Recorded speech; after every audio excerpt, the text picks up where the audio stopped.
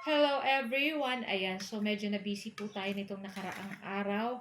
Kaya naman medyo minsan late po akong makapag-upload ng video and minsan, ayan, talagang usually gabi po ako nakakapag-upload dahil po pag umaga ay may trabaho po, ayan.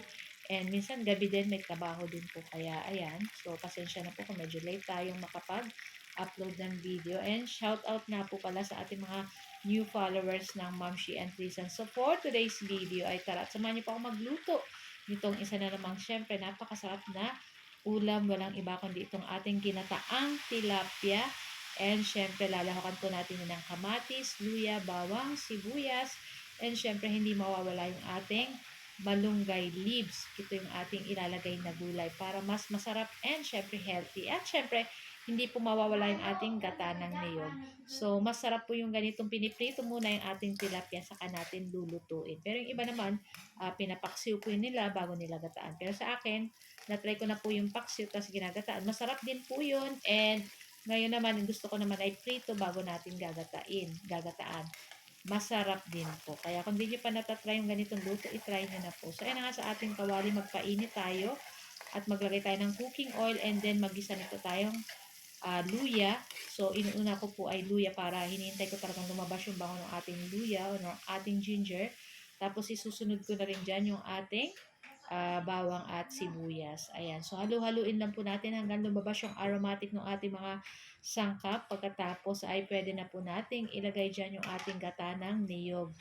Ayan, medyo marami-rami po yung ating nailagay. Tapos, timpla na po natin ng asin, pamintang durog, at maglalagay din po tayo ng suka. So, naglagay rin po ka ng mga 1/2 teaspoon ng sugar para pang balance lang po. Pero pwede nyo naman po dilagyan. So, kung medyo matabang, dagdag po ng asin. So, yan lang yung ating nilalagay dito sa ating mga ginataang isda. Ayan. So, hintayin lang po natin kumulo yung ating gata ng niyog. At pagkatapos pwede na po natin ilagay dyan yung ating kamatis. So, gumamit po ako ng 2 pirasong hinog na kamatis.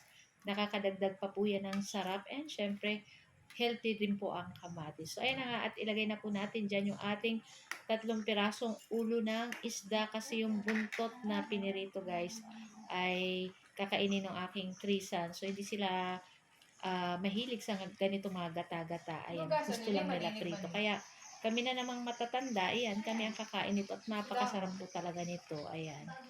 So, ayan na nga. At ilagay na rin po natin dyan yung ating dahon ng malunggay. Ayan. And lulutuin lang po natin to ng mga ilang minuto. And that's it po. Napakadali lang naman po nito gawin at lutuin. Ayan, napakasimpleng luto lang naman po ito.